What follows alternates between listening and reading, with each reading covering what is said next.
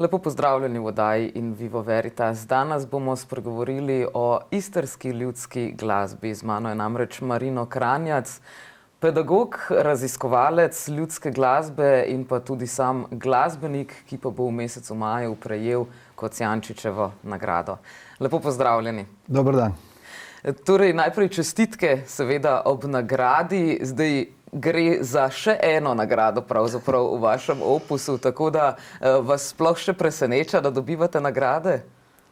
Ja, seveda je preseneča in tudi mi je seveda izredno drago, sem zelo vesel in je velika čast tudi tako nagrado, to nagrado Alojza Kocijančiča, ki so mi pač izglasovali, sem zelo zadovoljen seveda. Ali to pomeni tudi neko priznanje za vaše siceršnje delo? Se pravi torej, da obstaja zanimanje za ljudsko glasbo?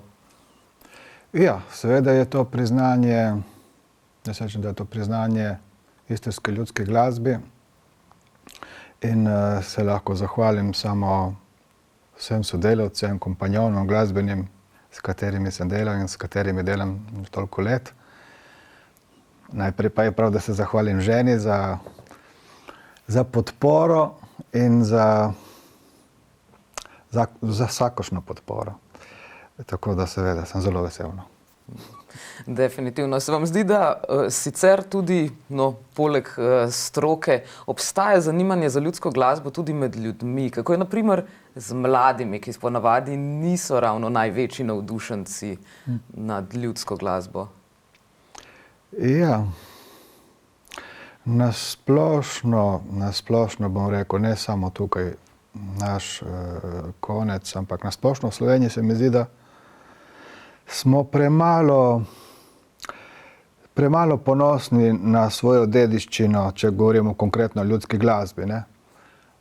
Mladi, jaz imam kar nekaj delavnic po šolah, po vrtcih, pa recimo tudi mladinsko zdravilišče na Debelem rtiču, kamor me vabijo, ko prihajajo te šole iz cele Slovenije, šole v naravi.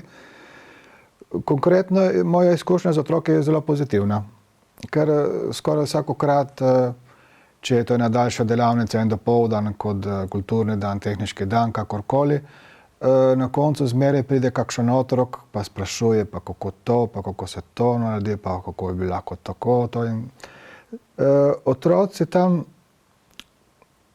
do enega 12. 14. leta so zelo odprti. In tudi ko igramo, recimo, ko igramo kje, koga najbolj se dotakne otroka, oni začnejo takoj tekati in noreti in se vrteti in plesati, ne.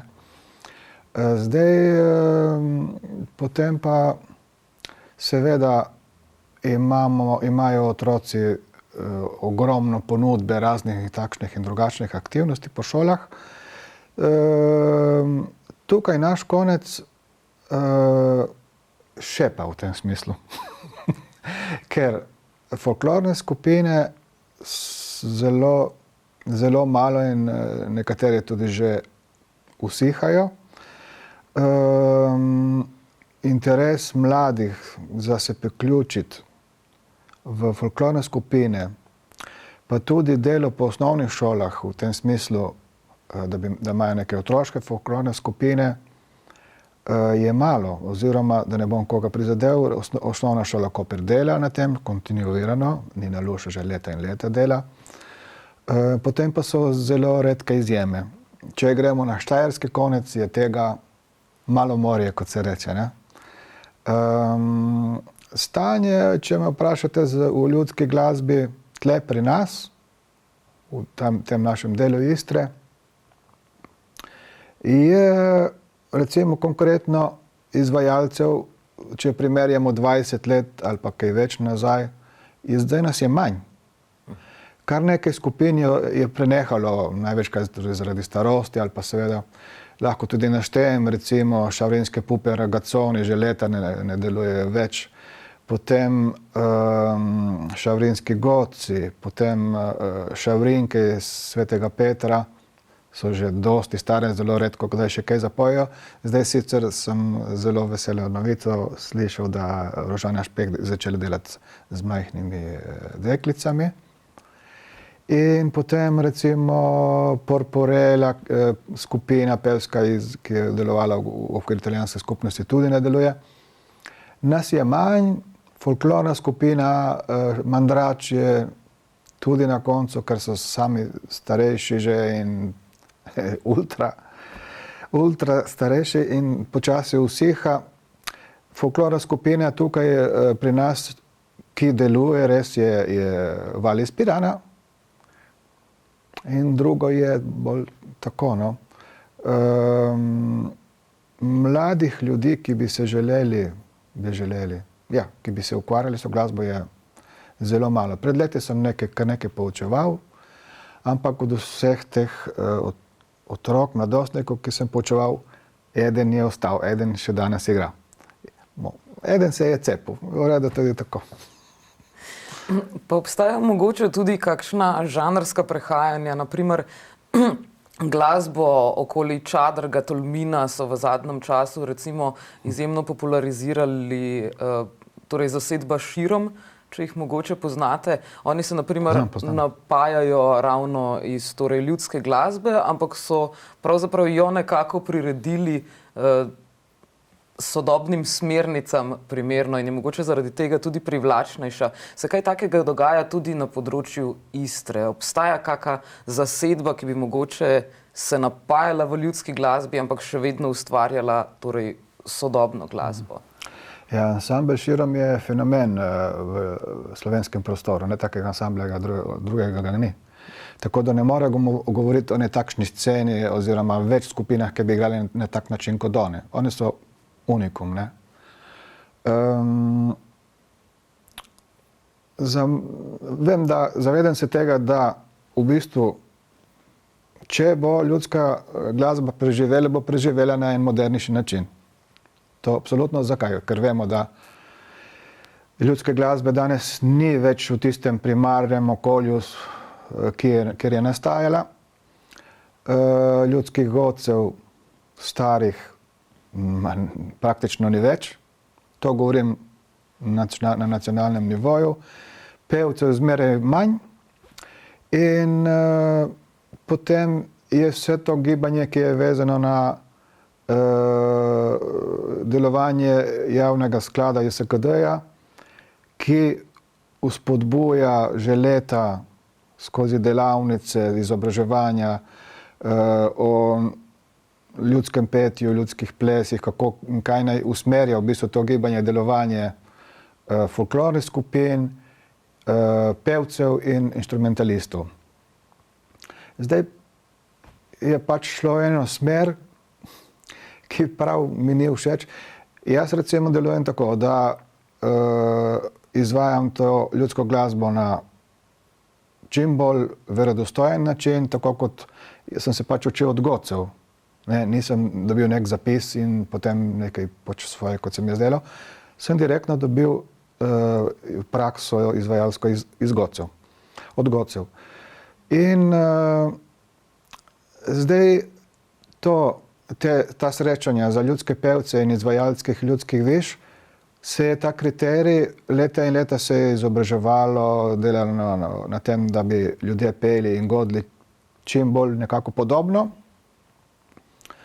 kot preteklosti, se je to zelo zdaj sprostilo in za moje pojme je bilo potrebno narediti srečanja za one, ki se trudijo po starem in one, ki je pač en modernejši pristop. Tudi električne kitare, nimam problema. Jaz, kot sem hotel reči, izvajam na tradicionalen način in na modernejši način. Na tradicionalen, recimo z zingelci, pa ko imam delavnice ali pa izobraževanja za godce folklornih skupin, ki naj bi godili v tem smislu, če bolj po starem. Potem pa zvorujo, pa tudi druge zasedbe, ki ste z Sounds of Slovenija, pa to na en modernejši način. Ne. Če se izvaja na en modernejši način, pa ni tako enostavno. Zakaj? Ker en glasbenik, šolan, kakorkoli, se loti največkrat te ljudske glasbe, en zapis ali pa sliši nekaj in zdaj bom jaz naredil priredbo, zdaj bom jaz to priredil v enem modernem duhu. Ok, ampak preden se to naredi, se treba poglobiti. Ni to enotni zapis, ni to minuta dela. To je proces, ko treba to ljudsko glasbo spoznati, kakšne so zakonitosti, kako je treba peti, kakšni so inštrumenti, kako je treba igrati. Vse to je treba malo poglobiti, da se v enem prirejanju bistvo ne zgubi. Ker ljudje danes poslušajo preko medijev in to se jim vtisne v spomin. In to bojo rekli, to je ljudska glasba. In če se zgubi bistvo pri prirejanju, oziroma se toliko potem se to prearanžira, priredi, da z raznimi malo Afrike, malo Balkana, malo ne vem, salse, malo tega onega, se v bistvu zgubi. In potem je to zvodenelo. Pa ni hkrati tudi bistvo ljudske glasbe v tem, da tako kot pri pripovedništvu vsak nekaj svojega doda, izvede na malo svoj način. Absolutno, svoboda, seveda. Ampak človek, ki nekaj prireja, ravno tako en skladatelj danes, če hoče narediti ne vem, eno sonato ali pa eno klasično zadevo, on mora vedeti zakonitosti, kaj je to sonata. In potem narediti v tem stilu. Se pravi to, ne, bistvo se ne sme zgubiti, kakorkoli se prireja. Ne. To je zame point. Saj kaj pa so zakonitosti istrske ljudske glasbe? Po čem, na primer, lahko prepoznamo, da gre za istrsko glasbo, ne pa mogoče za glasbo notranjske oziroma mogoče bližnje Italije? Ja, boljši izraz mogoče bi bil istrske ljudske glasbe. Zato, ker če bi zdaj šli po Istri, poslušali, kako pojete tle pri vas, kako igrate, kaj imate tukaj pri vas, bi to dobili zelo različne tradicije. Naprimer, v severni Istri, recimo tle ena taka ločnica v ljudski glasbi je reka Mirna. Severno nad reko Mirno, če greste med ljudi in vprašate, dobro, kaj je tukaj vaša istrska ljudska glasba, bojo rekli, tle imamo violin, bajs, klarinet, triještino, te zasedbe. In počasi, ko se gre pa preko reke Mirne v srednjo in južno Istro, pa tradicija zelo, zelo menja. Se pojavi ta tako imenovana istrska lestvica, v kateri se poje, v kateri se igra, inštrumenti so vse drugi, to je starejša tradicija, recimo od teh zasedb iz severne Istre. In meh, dvojnice, sopele, petje na tanko in debelo. Če greste v Rovinj, imajo vse drugo tradicijo, se pravi, pojejo v rovinjskem narečju, ki je en starejši dialekt še pred Venecijo, istro romanzo. Pojejo bitinade. Bitinada je ena taka poseben način petja, ker to so si izmislili ribiči, ko so prišli na ribolov. Eden solist in drugi so z glasovi ga spremljali kot inštrumente. So ponašali inštrumente, ker niso imeli, seveda, so vlekli one ribe ven. In bitinade, tako to so takšne nočne arije, ki so jih preprevali dekletom največkrat pod okni. Potem imate v Galežani pri Puli, v Šišanu, imate spet ene take zelo stare, arhaične načine petja, igranja. Čičarija ima svoje posebnosti. Tako da vse te glasbe tvorijo, da moramo reči, seveda, če se govori o Istri, istrsko ljudsko glasbo. Omenili ste istrsko lestvico. Kaj pa to pravzaprav pomeni? Ja, to je ena posebnost, ne samo Istre, ampak tudi še gre dol proti otokom, pa tudi v Beli krajini je prisotna bila, danes zelo malo več. Se pravi, je to en tonski niz, ni to, da ima 7 oziroma 8 tonov z oktavo, ampak je en tonski niz, kjer si v suhoparno teoretično sledi, če greste od enega tona, polton, celton, polton, centon. Ne? Ni to do, re, mi, fa, sol, la, si, do, ampak je na, na, na, na, na, na, na, na, na, na, na, na, recimo, tako. In dvoglasje, zmeraj dvoglasje. In dvoglasje je pa ni v tistih običajnih tercah, kot se danes poje, ampak je v sekstah in ko se melodija konča, pridete na unison ali pa oktavo. In zdaj, če bi recimo midva zapela eno pesmico slovensko, najbolj znano, in bi midva samo, da bi jaz končal z vami na istem tonu, na koncu bi že to gledali, kaj pa se dogaja. Ne? In se pravi, v teh sekstah, to je spet ena taka posebnost. Ne? Sopele so pihala, ki so živi fosili, ki so predhodniki, se pravi, iz tega glasbila se je razvila oboa. Je malo narodov v Evropi, ki imajo to kot ljudsko glasbilo. Imajo sopela. Sopela, majhna, velika ali roženica tudi rečejo. Take sorodne glasbile imajo Makedonci, Zurle, imajo Bretonci, Bombarde, imajo Gral, Katalonci in se skoraj že konča. Se pravi, gremo tam pozni srednji vek, renesanse, kar so nastala ta glasbila. Potem v italijanskih vaseh, kot so neko Galižana, Vodinjano, Šišan, imate ene zelo stare načine petja, tako imenovane diskantne petje, ki gremo v srednji vek komot. In to so take posebnosti.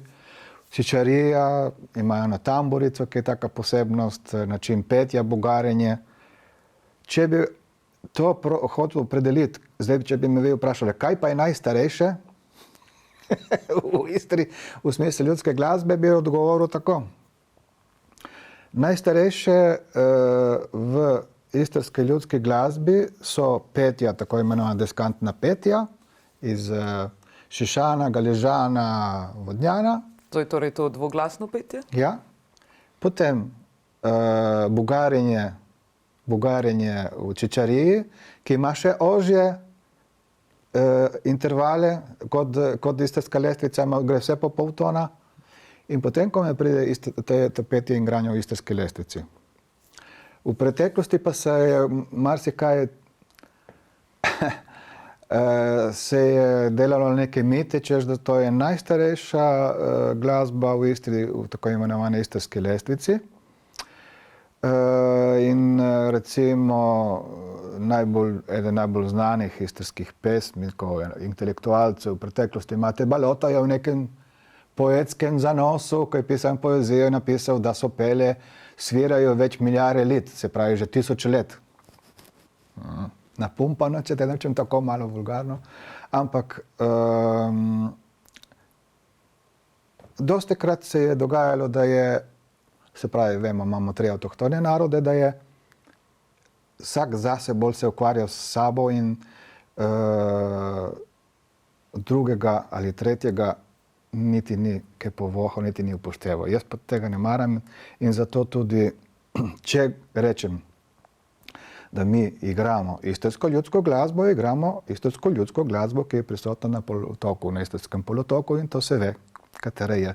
In se mi ne zdi prav, da se kakorkoli nekoga ali ignorira ali pač ne predstavi. No. Tako. Ja, vendarle smo ljudje znani po tem, da se ves čas nekje premikamo. Ja, in tudi, kar je potem zanimivo v istrskem ljudskem izročilu, glasbenem, da se marsikdaj tradicija teh 3 narodov v pesmi, recimo na violino, bajstri, štino godimo vsi v Istri, tako Slovenci kot Hrvati kot Italijani. V pesmi se marsikdaj imate pesmi, ki so dvojezične, pol kitico italijansko, pol slovensko, potem recimo delavci, ki so delali na železnici, okolice Buzeta, Šeščer, Čičarije, so se dnevno vozili gor v Sežano in tako naprej. Tam so slišali te slovenske pesmice, ki so jim bile všeč in so jih prinesli domov, so jih prepevali, ampak na svoj način. Ker je zanimivo, da je to, da nekoč je bil človek tako zakoreninjen v neki svoji tradiciji, enostavno, ko je nekaj slišal, kar ni bilo v tistem trenutku še njegovo, si je enostavno prevedel. prevedel v svojo tradicijo, v svoj način petja konkretno recimo. Je bil ta način petja bolj grlen, ponavadi ljudske pesmi se dostikrat pojejo bolj iz grla, to, da ne rečem aristokratski način petja, ki se je pojavil z visokimi stavbami, ko se je pravzaprav preneslo, takrat šele spoznamo pravzaprav, čeprav vem, petje s prepono, ki ga danes poslušamo naprimer tudi v popularni glasbi, nam je mogoče bližje. Gre torej tudi tukaj za grleno petje. Ja. Stari način petja je grlen malo in malo tudi skozi nos. In ja, absolutno to, kar ste rekli, drži, ja. Kako pa je, naprimer, nekaj glasbil ste zdaj že omenili, konkretno z violinom in bajsom ste se menda še bolj podrobno ukvarjali. Gre torej za neke vrste violino in bas ali tukaj zavaja njuno ime? Ne, je tako. Se pravi, tradicija violine, igranja na violino in bajs, se pravi violini tukaj recimo konkretno v slovenskem delu Istre rečemo tudi škent, škent. V slovenskem vemo, da so gosli, ne? In ta mali bas, ki je pri nas doma v Istri, se mu reče bajs, baso, v Vodnjanu, Dinjanu, pri Puli rečejo tudi leron. Predpostavlja se, skoraj lahko trdimo skoraj za sigurno, da sta ti dve glasbili prišli iz severne Italije, iz Furlanije, iz Karnije, najprej s temi potujočimi godci, ki so jih vabili, da so prišli igrati tej bogotaši za fešte in tako naprej. In potem so naši ljudje začeli igrati tudi na dve glasbili, približno 200 let nazaj.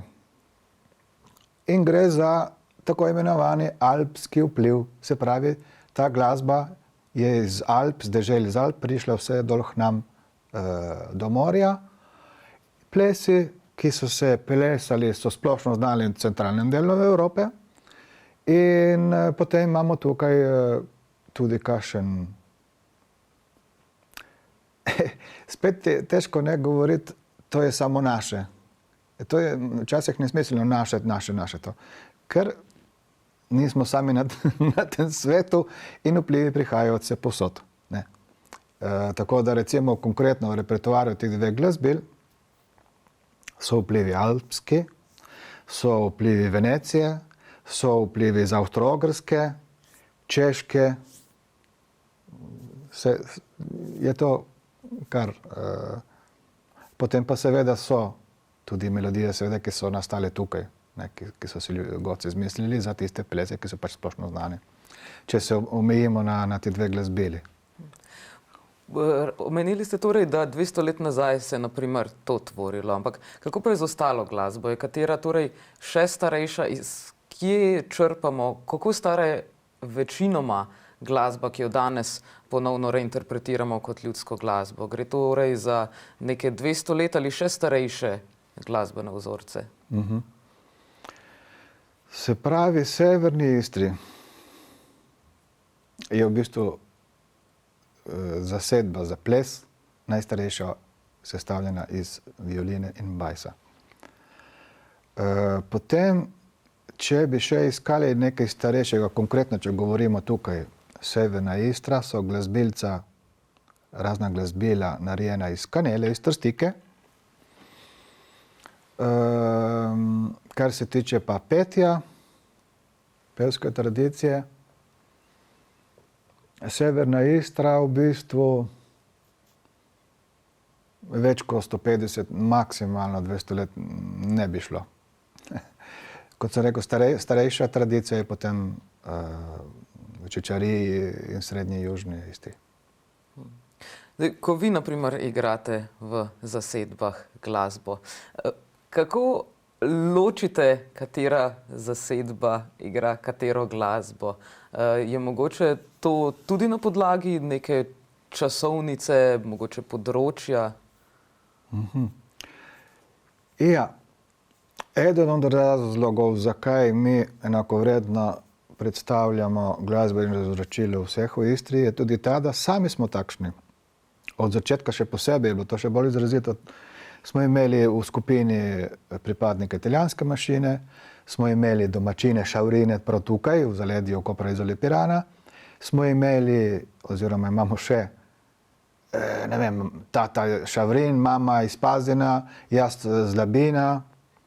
In že po tej plati je čisto logično, da ali vsak nekaj prinese iz svojega, meni je pa še bolj všeč, se pravi, ta pogled, ta način predstavljanja te istrske ljudske glasbe, ki v bistvu je na ta način že Istra Nova, se pravi Istra Nova začela 80. leta 1980 kot prvi takšen ansambel v bivši Jugoslaviji, ki je začel izvajati to ljudsko glasbo na en modernejši način. In oni so bili tudi tako poreklo, bi rekel, svojem tudi pomešani vse sorte in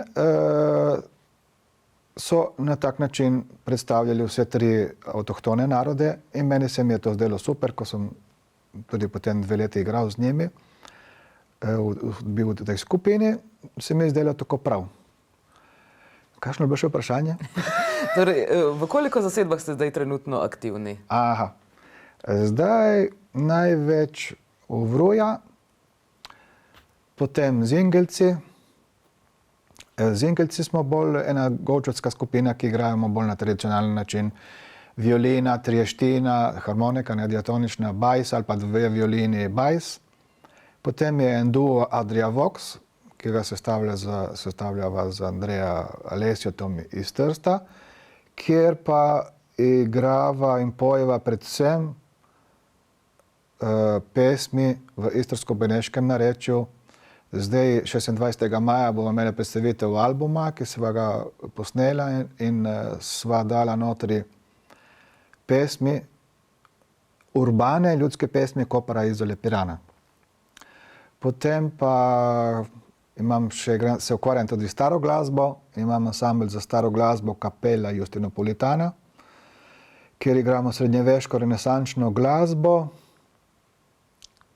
evropskega porekla, v bistvu je bila to prva najbolj zgodnja umetna glasba evropska in se marsikdaj s tem ansamblu tudi navezujemo na prostor tukaj, kjer živimo, se pravi, bodisi z avtorji, ki so bili tukaj rojeni, bodisi z avtorji, ki so tukaj delovali na področju stare glasbe.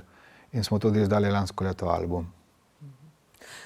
Če sem prav prebrala v nekem intervjuju, so zapisali celo, da vam je bila glasba pravzaprav položena v zibko.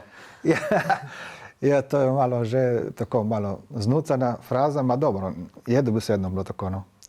Ker moj oče je igral na mih, na dvojnice, nono je igral na mih, so prepevali, stric tudi.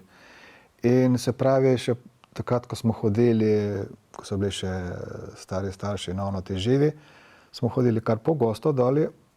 Jaz kot praktično od svojega 5. leta do konca osnovne šole sem poletje vsaj mesec dni bil dol in smo pogosto hodili in seveda je se dogajalo ob teh srečanjih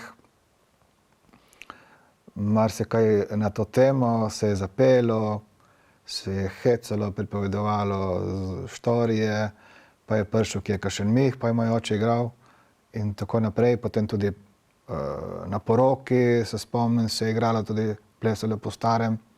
Če se je šlo kot na kakšno šagro, dajmo reči, tako vaško praznovanje, je že bil, seveda, to govorimo zgodnja 70. leta, je bi že bil tisti ansambel elektrificiran, ki je igral za ples, zmeraj je bil en kos z tega večera, en kos tega časa, so se oni umaknili in so prišli ljudski godci in se je tudi plesalo še po starem, ne.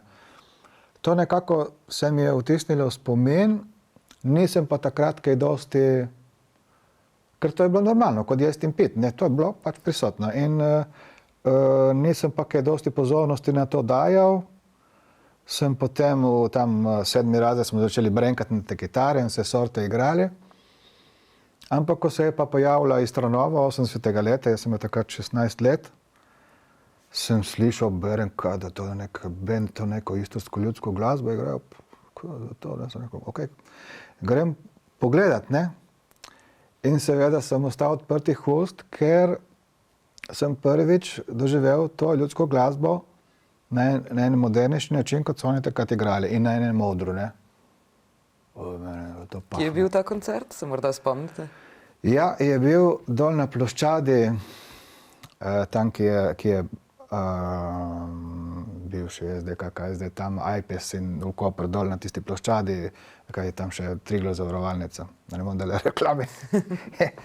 Tam je bilo prvič in potem sem hodil še na koncerte, ko so imeli, in sem tudi navezal stik z njimi, ker moj oče se je zmeraj spošojal te inštrumente. Sem vprašal, dobro, kje se da to dobiti, kje se da to kupiti, so mi povedali, sem šel, sem nabavil in potem moj oče je imel to doma in je igral in jaz sem ga opazoval, ne, in sem malo učil od njega, malo od drugih in potem sem počasi tudi nekaj začel se učiti. Sem pa potem, ko je, se pravi, potem sem šel v vojsko in potem, ko sem prišel z vojske, je pa takrat je bila ena večja zasedba, mislim, da je bilo 7 članov iz Tranove, eni 3 so šli proč, so ostali samo 3 in potem so me pač povabili, ker jaz so me tudi dovolili prej, da sem lahko bil prisoten, ko so imeli vaje, sem prišel kdaj na kakšne vaje, tako v kantonu sem poslušal in pa sem šel kdaj z njimi tudi na koncert, tako. Smo bili zelo dobri prijatelji in potem, ko se je to zgodilo, da so rabili člana, pa so me povabili. In to je bilo meni kot enemu rokodarju, da ga povabijo, ne vem, Rolling Stones. Ja, veliko govoriva o igranju, ampak raziskujete pa tudi ples. Ste ga kdaj tudi, mislim, znate plesati? Ste tudi to v praksi? Ja, sem se odločil, to je bilo 90. leta, 1990, ker sem zmeraj igral, ne, nikoli nisem mogel plesati, ne. In sem takrat začel sodelovati, sem začel hoditi k tržaški folklorni skupini 100 ljudi v Trst. In potem sem tam plesal, seveda potem sem tudi igral, ampak eno in drugo, no. Tako da sem tam kar precej tudi plesal in potem sem še malo raziskoval, kako in kaj v zvezi s plesi in potem sva tudi z ženo Alenko tudi imela plesne delavnice. Tako da. In mislim, da za godca dobro, če ve, kako in kaj se pleše, ker potem ne more faliti, kako bo hodil za ples. Itak pleš, da kdo pleše, je pa tako malo priložnosti, ne. Pred leti je bilo več, a dobro, kako gre. Pred leti mislite pred korono ali leta nazaj? Ja. Leta nazaj tudi smo se dobivali z starimi godci, smo se dobivali, se pravi, to ni bilo enkrat, to je bilo 20 let druženja, ne. Ko v bistvu potem spoznaš marsikaj v ozadju te glasbe in zgodovinske zadeve in življenjsko filozofijo in misliš, da že veš, zdaj pa veš tudi v tem smislu glasbene kaj novega, štorije takšne drugačne in smo se dobivali dosti po štarijah. V štarijah in potem tudi smo igrali. Tudi smo igrali po teh vaških feštah.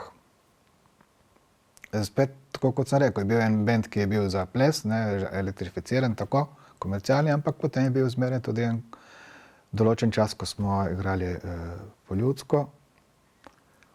Ali to pomeni, da je tudi teh fešt manj? Ali so samo zamenjali glasbeni repertoar? Pristnih fešt je manj. Zdaj, če danes vprašate tudi te ansamble, ki godijo po šahrah, vam bojo rekli, da se vse manj pleše. Kar je, jaz mislim, zelo slabo na splošno za človeka, ne, ker ples je ena ena sestavina človeška, ki je nujno potrebna, da se človek izrazi tudi. Ne, da se izrazi, pa tudi, se vemo, v preteklosti je bil to edini način enega konkretnega spoznavanja. Dobro, se srečevali mladenja, torej tako, ne? Ampak tam je v bistvu si povabil tisto punco in tako naprej, ne? Je trebalo tudi malo poguma, ne? Ampak hočem reči, nažalost ples, vemo, koliko se danes pleše. Ni več niti diskotek in ples praktično so nam vzeli, kar je zelo slabo za človeka, da ne ima priložnosti, da ne pleše več. Seveda tisti, ki ga prav posebej zanima, gre to v neke plesne skupine, kakorkoli. Ampak nasplošno vemo, kako je bilo v osnovni šoli, kako je bilo v srednji šoli, smo organizirali si sami plese. In tega ni več, nažalost. In v zvezi s plesi, ja, kot sem rekel, je škoda. No? Je škoda. Pri nas tudi ni tega, kar je recimo, če greste v Italijo, v Francijo, v Anglijo, kamorkoli, so folklorne skupine, kar jih imamo pri nas. So potem plesne skupine. Kako to deluje? Recimo ljudje, ki jih zanima ljudski ples, ustanovijo svoje društvo, plesno skupino in potem vabijo, kar jih pač zanima. Te drugačne, te ljudske plese, vse posod, kar jih zanima, naredijo delavnice in potem plešejo. Imajo tudi največkrat tudi kakšne glasbenike, igrajo in tako naprej. In tega pri nas ni, takšnih plesnih skupin. Imamo samo folklorne skupine, ne? Tudi pri nas mislim, da v marsičem vlak v tem smislu neke ljudske glasbe šel in zdaj ga lahko tečemo za njima, ne vem, če ga bomo ujeli, ne? Ker je tak preporod v ljudski glasbi začel že v 60-ih letih. V Angliji, v Franciji, na Madžarskem. Na Madžarskem letos bojo obeležili 50 let Tanzhazov. Kaj je to? Tanzhaz je plesna hiša, kjer prideš in plešeš ljudske plese. Z elektronsko podkrepljenjo, z ljudsko, na vse mogoče načine, ma zmeraj je ljudski ples. In tega pri nas pač ni, no. Tudi v dekanih ne? Vem, da ste jih bolj pozorno proučevali. Zakaj ravno dekane? Ja, to je pa druga štorija. Se pravi, knjigo, ki sva jo napisala skupaj in izdala z Suzano Todorović, temelji na terenski raziskavi, ki je opravil Etnografski muzej iz Ljubljane pod vodstvom gospoda Orla, zapisoval pa je pesmi in plesne melodije, informacije. Hrovatin 1949. leta se je naredila ta terenska raziskava. Noter so bili seveda tudi ljudje, ki so risali arhitekturo, spraševali zgodbe, zapisovali. Bilo interdisciplinarno, kot se temu reče.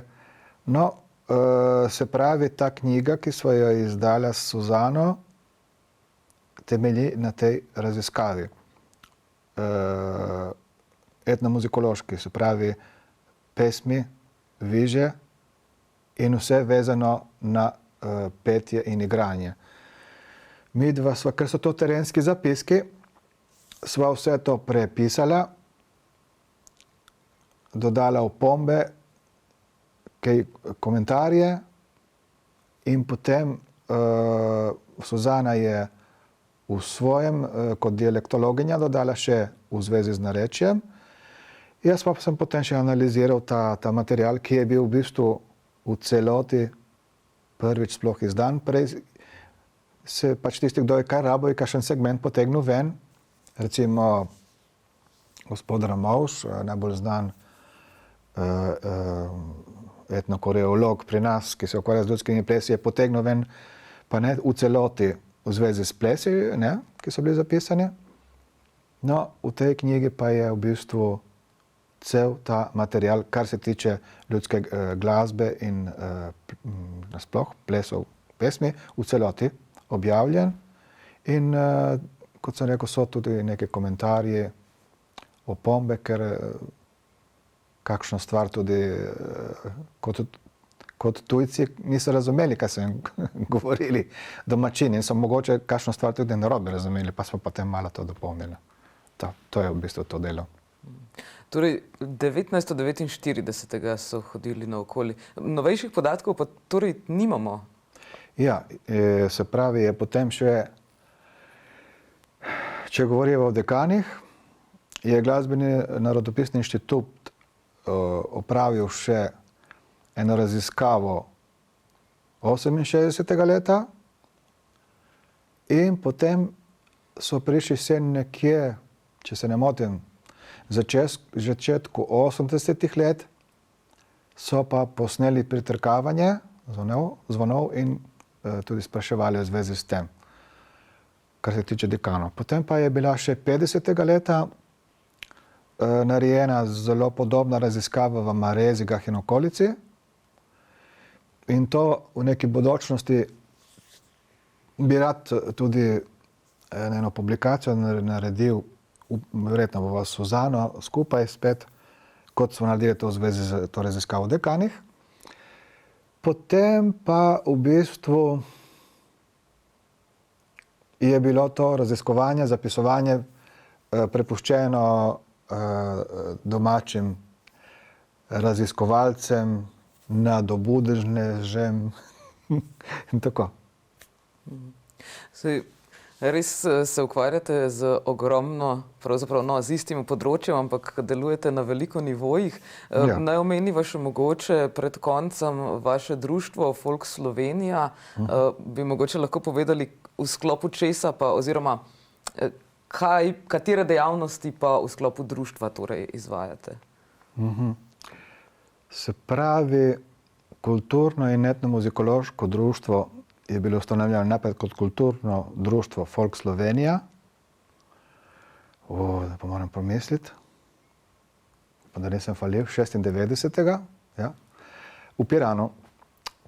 Prej smo se malo dobivali, se pravi, izvajalci ljudske glasbe v Sloveniji, od, ne vem, Katic, Kurja Koža iz Celja, Ljoba Jenče iz Cerknice, Bogdana Herman, tukaj iz našega konca, ker smo želeli ustanoviti eno društvo, kjer bi bili skupaj ti izvajalci ljudske glasbe iz Slovenije v enem društvu. Zakaj?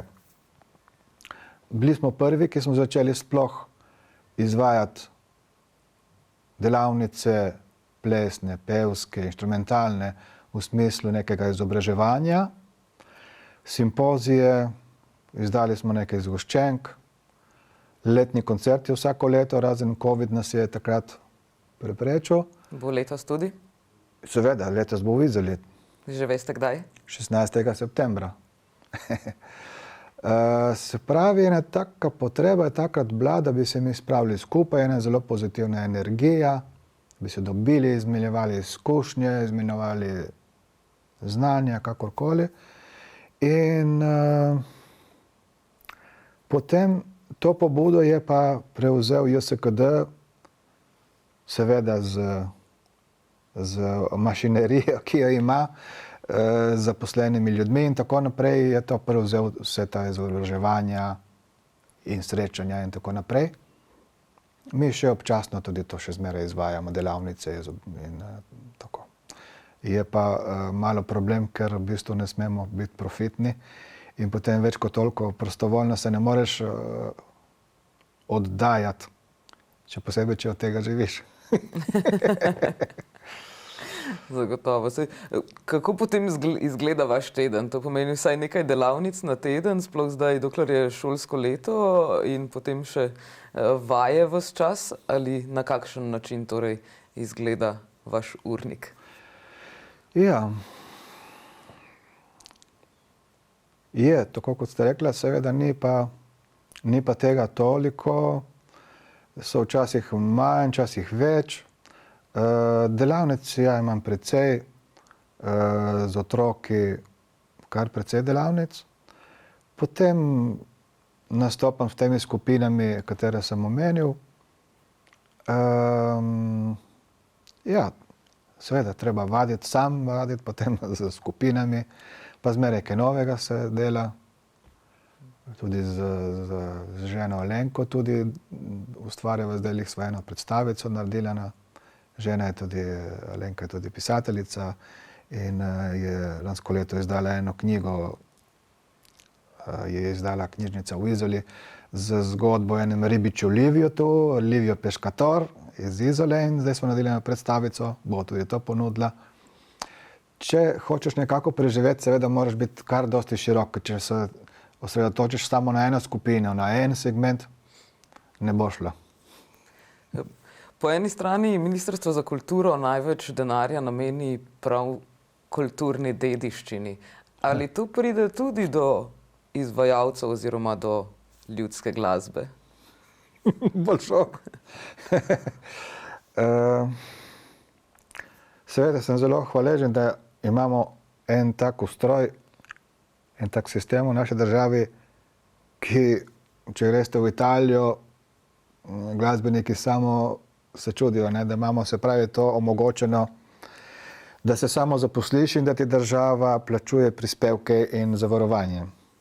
To v Italiji še sindikata svojega nimajo, pa kljub takšni množici top glasbenikov.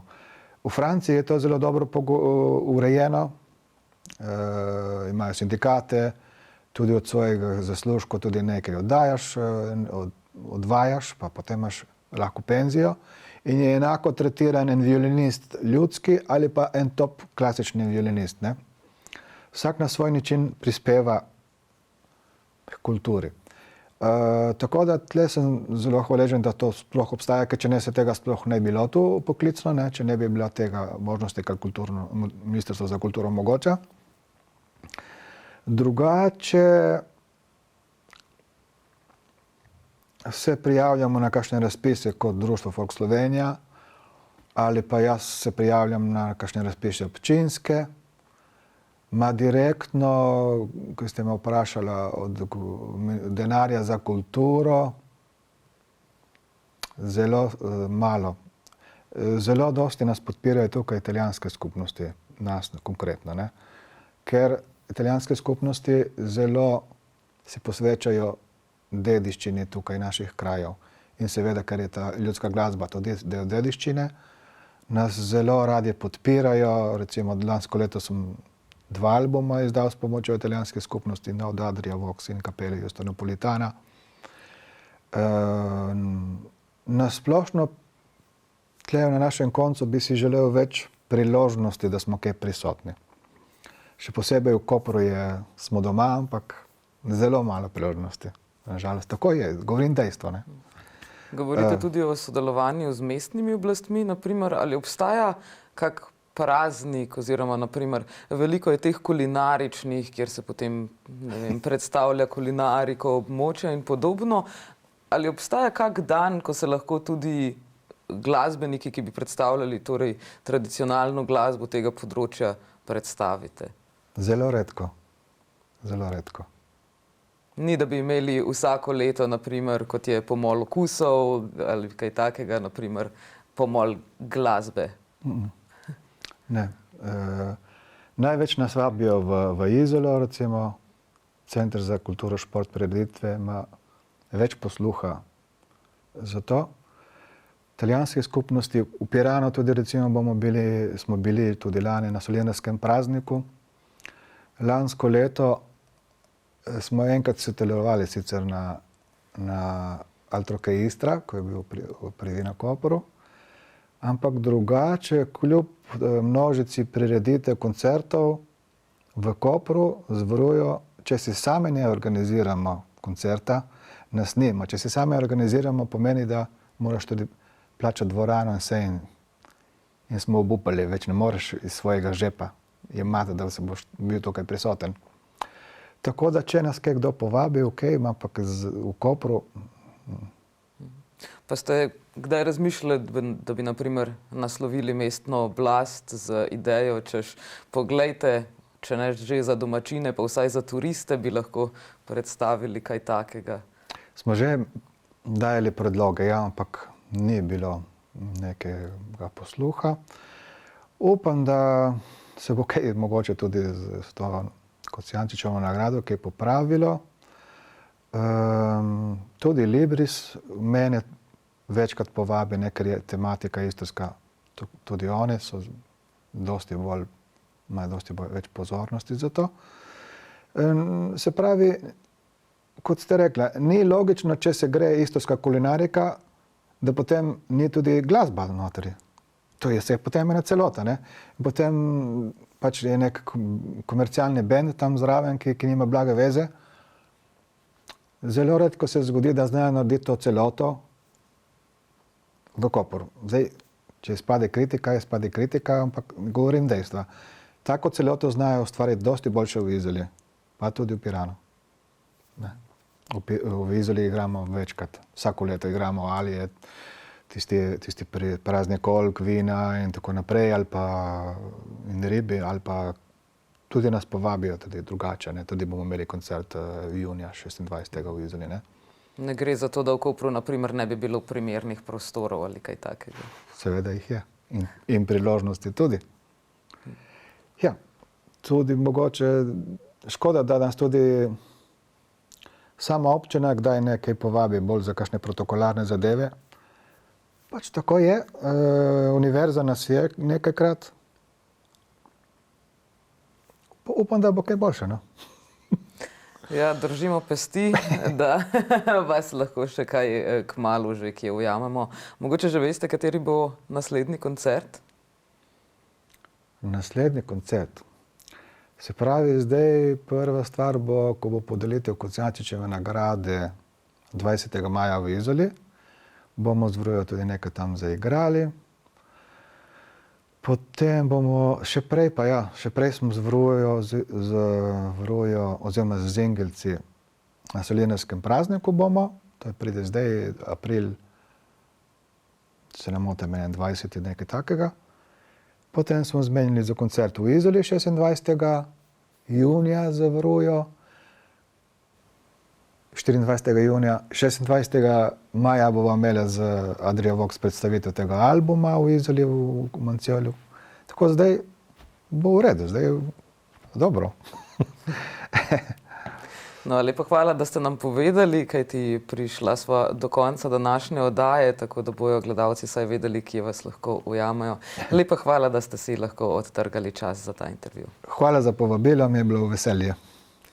Tako vi, dragi gledalci, pa kot rečeno, se le udeležite katerega od koncertov, da boste slišali glasbo lahko morebiti tudi prvič v živo, morda tudi vas zasrbijo pete in kot ste slišali, nikar se ne upirajte plesu. Sicer pa ostanite na Megafon TV, vidimo se prav kmalu tudi v oddaji In Vivo Veritas.